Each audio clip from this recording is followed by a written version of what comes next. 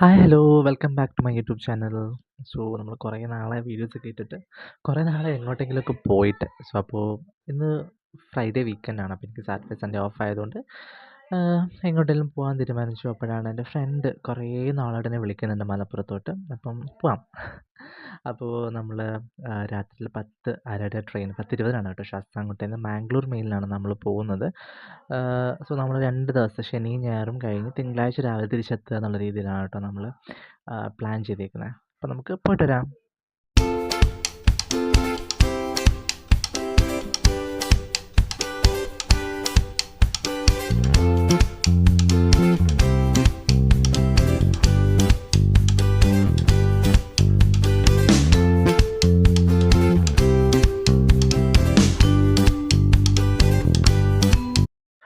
ഞാൻ തീരെ വില കുറഞ്ഞ് വാങ്ങിച്ച ഒരു സാധനമാണ് കേട്ടോ ഇത്.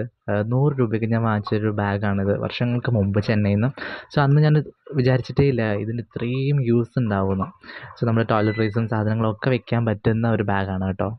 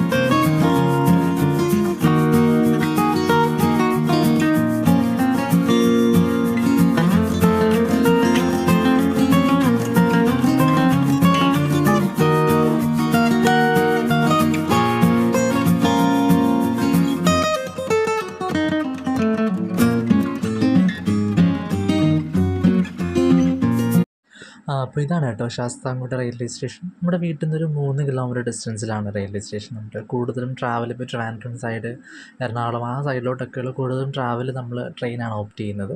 അപ്പോൾ എന്നെ കൊണ്ടാക്കാനായിട്ട് ചേട്ടനും ചന്ദ്രനും വന്നിട്ടുണ്ടായിരുന്നു.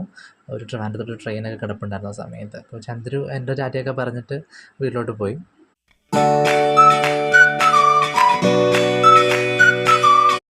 നമുക്ക് ആക്ച്വലി സെക്കൻഡ് പ്ലാറ്റ്ഫോമാണ് ഇത്. ഫസ്റ്റ് പ്ലാറ്റ്ഫോമിൽ നമ്മളുടെ ട്രെയിൻ വന്നിട്ട് പോയതേ ഉള്ളൂ, പാലരുവി എക്സ്പ്രസ്.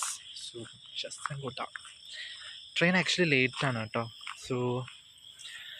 ഒരു 10 മിനിറ്റ്സ് ലേറ്റാണ്. പോസ്റ്റ് അടിക്കാം.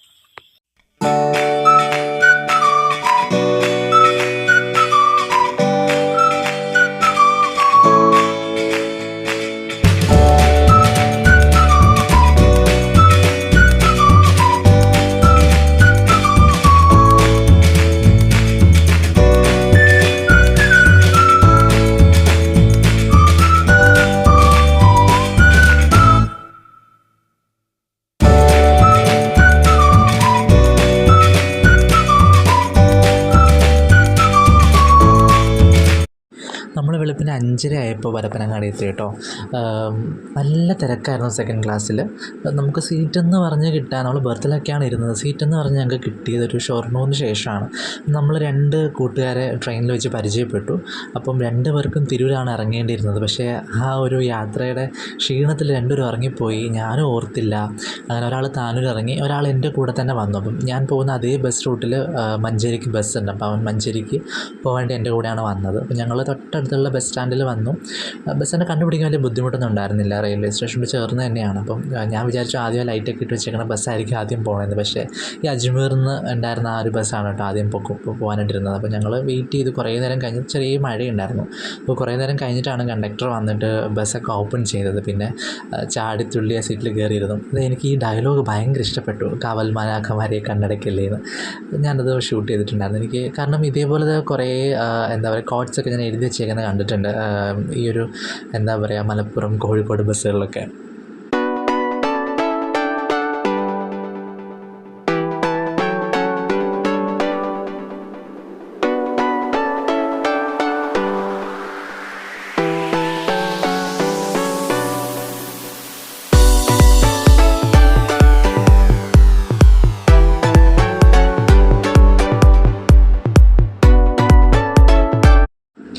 വേങ്ങരയ്ക്കാണ് കേട്ടോ ഞാൻ വന്നത്. ഞാൻ വേങ്ങരയിൽ ഇറങ്ങി എൻ്റെ ഫ്രണ്ടിന് വേണ്ടി വെയിറ്റ് ചെയ്യായിരുന്നു. അവൻ ഒരു 5 മിനിറ്റിനകം തന്നെ വന്നു. അവൻ്റെ പേര് ഫൈസു എന്നാണ്, ഫാസിൽ എന്നാണ് യഥാർത്ഥ പേര്, പക്ഷേ ഞങ്ങൾ അവനെ വിളിക്കുന്നത് ഫൈസു എന്നാണ്.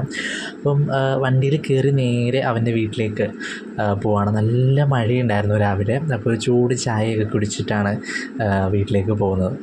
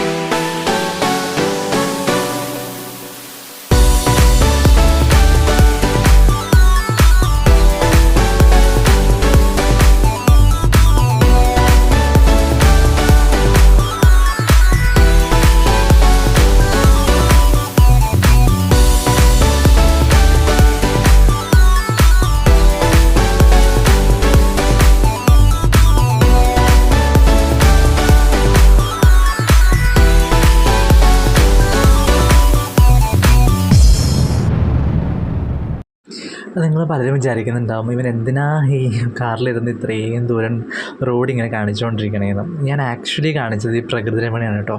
അടിപൊളിയാണ് മലപ്പുറം കാണാൻ വേണ്ടിയിട്ട്. മലപ്പുറത്തെ മലപ്പുറം എന്ന് വിളിക്കാനുള്ള കാരണം എന്താണെന്ന് നമുക്കവിടെ പോയി കഴിഞ്ഞാൽ മനസ്സിലാവും. കാരണം ഫുൾ കുന്നുകളും മലകളും, നമ്മളൊരു ഇടുക്കിയിലൊക്കെ കാണുന്ന പോലൊരു മലയല്ല ഇവിടെ.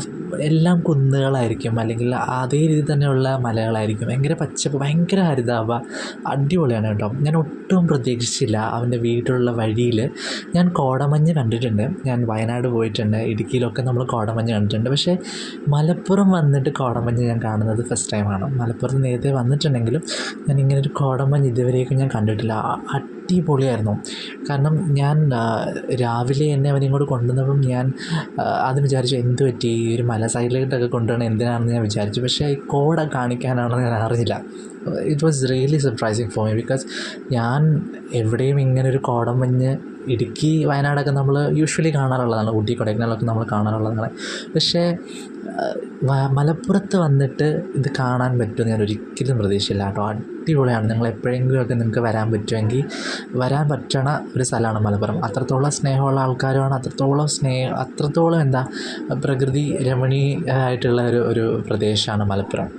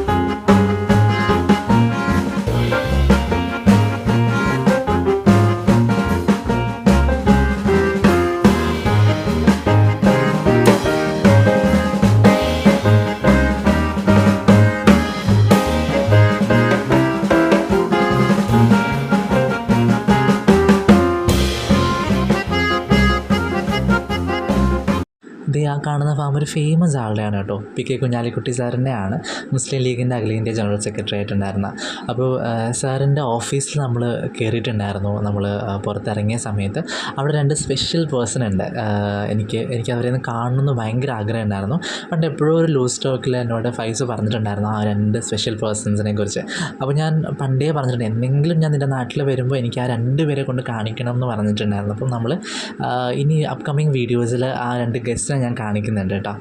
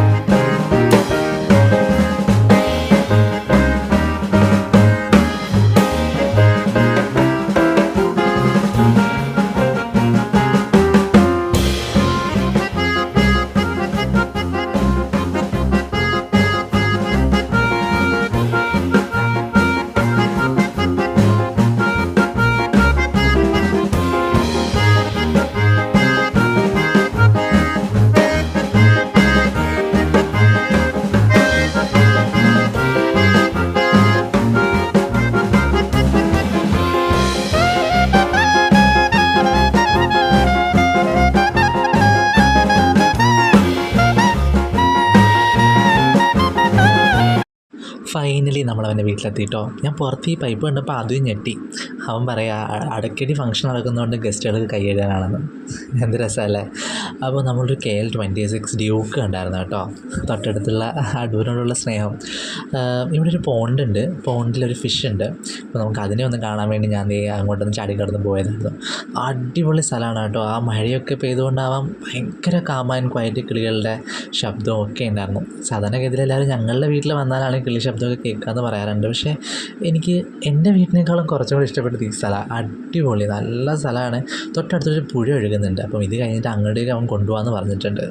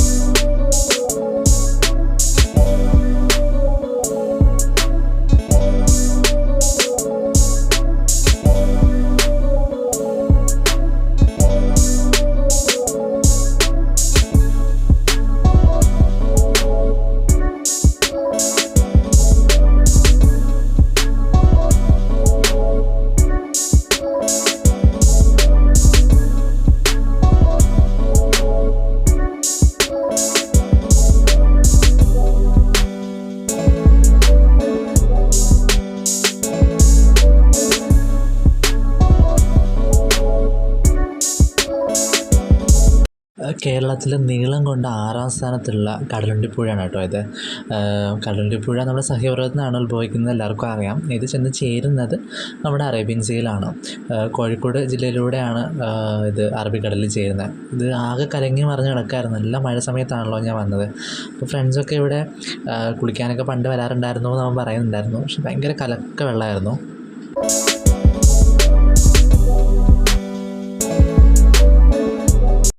കേരള സർക്കാരിൻ്റെ എക്കോ ടൂറിസത്തിൻ്റെ ഭാഗമായിട്ട് ഈ ഒരു പുഴയുടെ തീരത്ത് പണിതൊരു ബിൽഡിങ്ങാണിത്.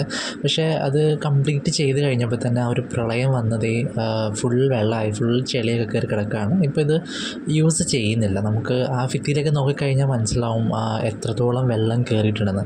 പക്ഷേ ഈ പ്രോജക്റ്റ് നടന്നിരുന്നെങ്കിൽ വളരെ വളരെ വലിയൊരു കാര്യമായിരുന്നു. കാരണം ഈ ഒരു പുഴയുടെ തീരത്ത് ഗസ്റ്റിനൊക്കെ വന്നിരിക്കാനും ഒക്കെയുള്ളൊരു നല്ല സ്ഥലമായിരുന്നു. നല്ലൊരു സ്പേസിലാണ് നിൽക്കുന്നത്. പക്ഷേ ഇത് ആ ഒരു മോളറ്റം വരെയൊക്കെ ആ ഒരു പ്രളയ സമയത്ത് വെള്ളമായിട്ടുണ്ടായിരുന്നു.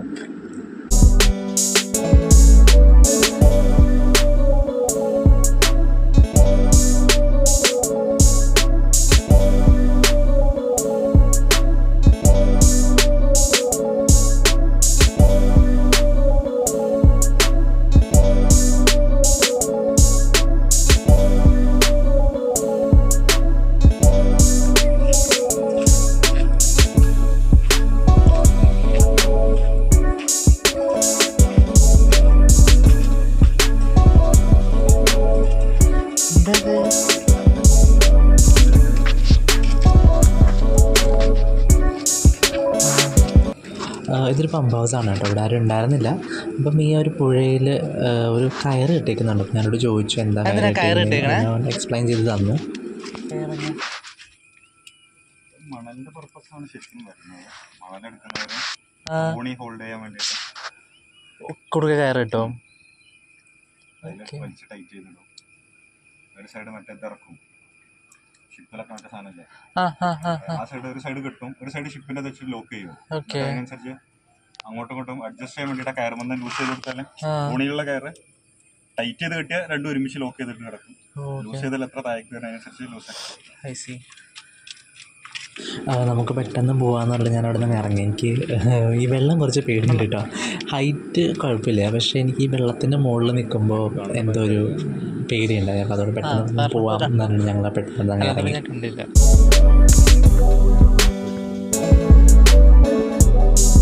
സോണിൻ്റെ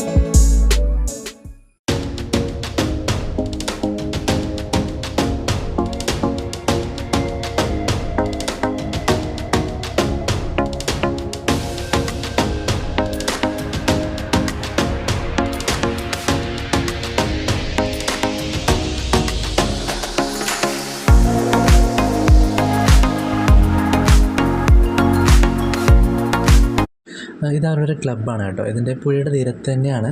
എന്നെ ഏറ്റവും അത്ഭുതപ്പെടുത്തിയ കാര്യം ഈ ഒരു എന്താ പറയുക, ക്ലബിന് ഒരു പൂട്ടിട്ടിട്ടില്ല.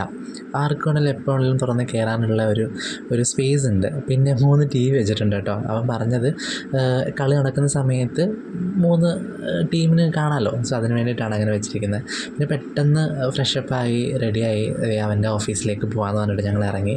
എനിക്കാണെങ്കിൽ നല്ല ഉറക്കം വരാനുണ്ടായിരുന്നു, പക്ഷേ അതൊന്നും ആദ്യമൊന്നും ബാധിച്ചില്ല. അപ്പോൾ അവൻ്റെ ഓഫീസിലേക്ക് പോകാമെന്ന് പറഞ്ഞിട്ട് നമ്മൾ ബ്രേക്ക്ഫാസ്റ്റൊക്കെ കഴിച്ചിട്ട് ഇറങ്ങി.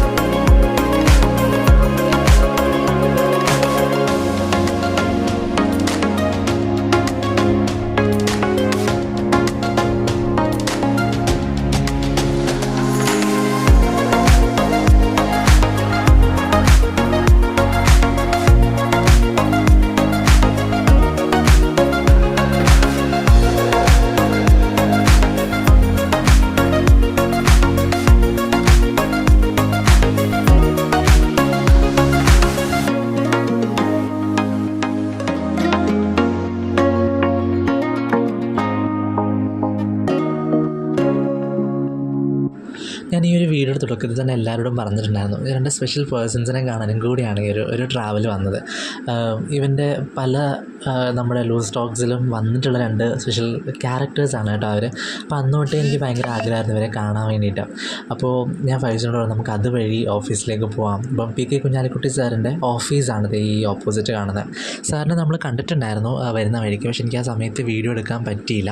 അപ്പോൾ സാറിൻ്റെ ഓഫീസിൻ്റെ മുൻപിൽ അവർ 2 സ്പെഷ്യൽ പേഴ്സൺസ് ഉണ്ട്.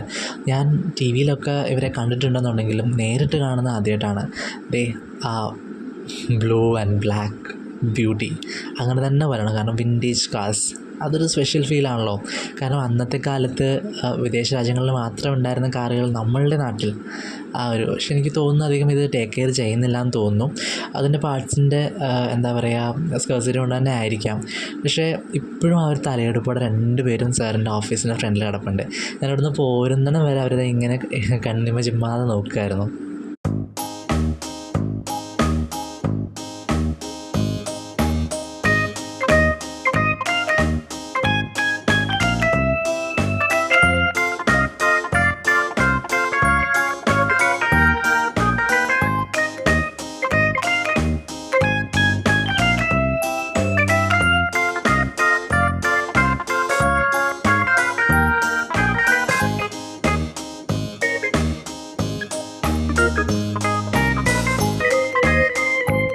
ഇത് ഇൻകൽ സിറ്റി എന്നാണ് കേട്ടോ അറിയപ്പെടുന്നത്. നമ്മളുടെ smart city, Info Park, Techno പാർക്കൊക്കെ പോലെ ഒരു സ്പെഷ്യൽ എക്കണോമിക് സോണാണ്.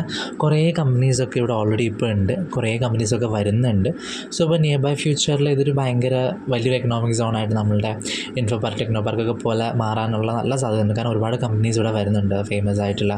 ഇപ്പോൾ ഇവിടെ എജ്യൂപോർട്ട് എന്ന് പറയുന്ന ആൻഡ് നീറ്റ് കോച്ചിങ് ചെയ്യുന്ന റെസിഡൻഷ്യൽ ക്യാമ്പസിലാണ് അവൻ വർക്ക് ചെയ്യുന്നത്. അവിടുത്തെ വൺ ഓഫ് ദി എക്സിക്യൂട്ടീവാണ്. അങ്ങനെ എളുപ്പമൊന്നും വന്നിട്ട് കയറാൻ പറ്റില്ല, നമ്മൾ അവൻ്റെ കൂടെ ആയിട്ട് വലിഞ്ഞ് കയറി.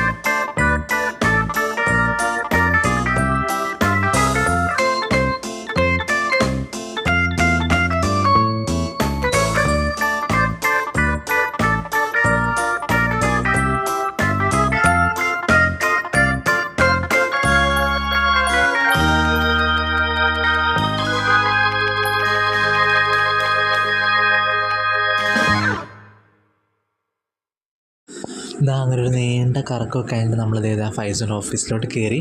എഡ്യൂപോർട്ടിൻ്റെ മെയിൻ ഓഫീസാണ് കേട്ടോ ഇത്. So one of the best institution എന്ന് ഞാൻ പറയും നീറ്റ് ആൻഡ് JEE കോച്ചിങ്ങിന് വേണ്ടിയിട്ട്.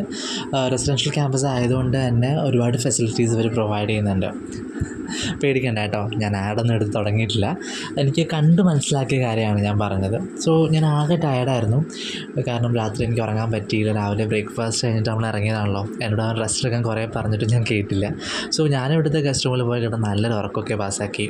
സോ അപ്പോൾ നമുക്ക് കൂടുതൽ വിശേഷങ്ങൾ അടുത്ത വീഡിയോയിൽ കാണാം. This is signing off me Sumesh from Sumsha vlogs. Stay tune, like, share and subscribe.